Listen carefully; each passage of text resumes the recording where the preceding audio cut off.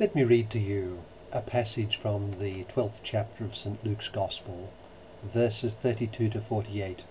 Or rather, I will read just a sentence or two from that and leave it to you to read the rest. It's the Gospel for Sunday of the 19th week of Ordinary Time. St. Luke writes, Jesus said to his disciples, "Gird your loins and light your lamps, and be like servants who await their master's return from a wedding, ready to open immediately when he comes and knocks. Blessed are those servants whom the master finds vigilant on his arrival." That's at the end of Luke chapter 12, verses 35 to 40, which is an abridgment itself of the longer passage in that section, in that chapter. What does it suggest to us? Well, of decisive importance for the way we live are our notions, the notions we have. If we have a notion of life that sees a person's existence as ending at death, for instance, then that notion will affect the way we live. I have known elderly people who think that nothing awaits them beyond death, beyond the grave, no more than for a dog or any animal. Many people have few religious notions, while others have religious notions that are decisive. For instance, a person who has the notion that Muhammad is God's greatest prophet will live a life very different in many respects from one who is convinced that Jesus is the Messiah, the Son of God, and that Muhammad is in fact not a prophet in the Judeo-Christian sense. Many of our notions can be hidden from our view because we have not explicitly turned our attention to them, and yet they are at work in our life without our realizing it.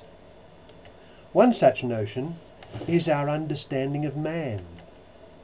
To take an obvious example, all of society can be profoundly affected by the loss of life of a group of people in some accident, while of course not at all affected by the death of a much larger number of cattle. Why is this? It is because all understand man to be essentially different and superior to the animal.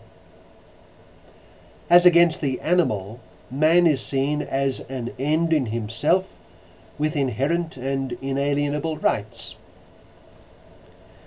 It is actually immensely important that all of society think through its notion of the human person, because if this is not done, false notions will supplant true ones.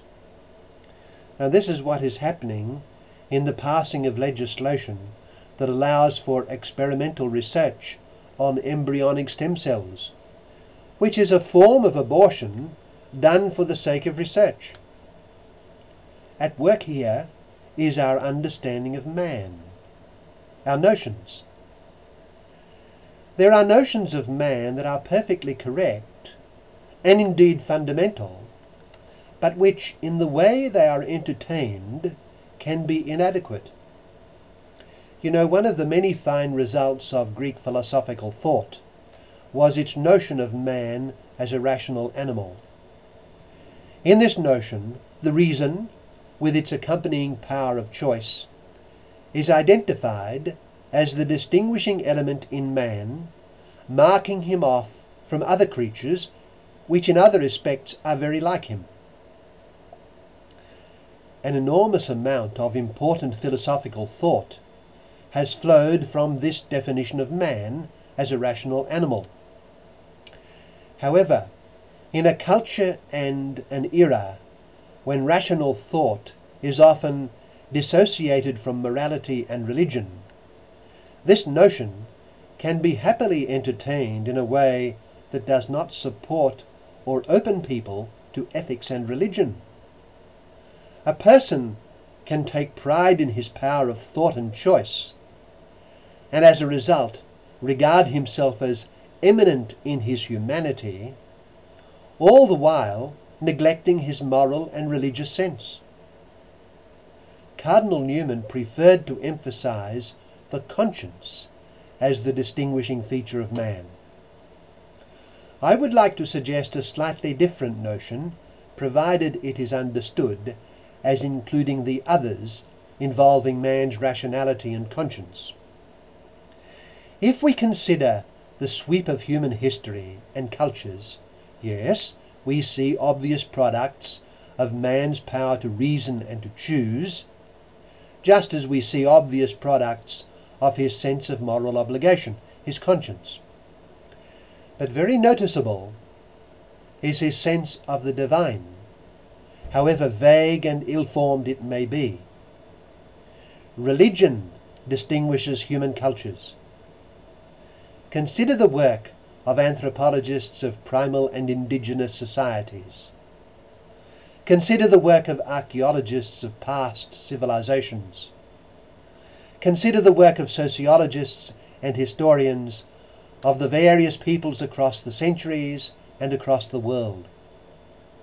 Religion is one of the most prominent subjects of their researches. At least it is unavoidable. All this is to say that man is shown in his life and works to be a religious being. If he is a rational animal, he is also a religious animal. Religion distinguishes the human being, even if, like his rationality and power of choice, his religious life can be neglected and profoundly deformed. All this is to say that in creating man in his own image, God has not only given him the power to understand and to choose what is right, but to want to see and know him. By means of this innate desire for God that characterizes the heart and the mind of man, God never ceases to draw man to himself. And we see evidence of this in the cultures and religions of man throughout history. We have been created to find only in God the fullness of our happiness for which we long. This intimate bond with God and our desire and right to know him gives to us our fundamental dignity. This capacity to know God and to live in and for him marks us off from all other living things in the world. If it is frustrated or unfulfilled, our life will be frustrated and unfulfilled. It means that we ought every day be striving to be on the lookout for God's presence and his will, and using our innate power of mind and choice above all to know, love and serve him in our everyday life. When we nourish and keep alert our God-given religious sense, we are nourishing the deepest roots of our humanity.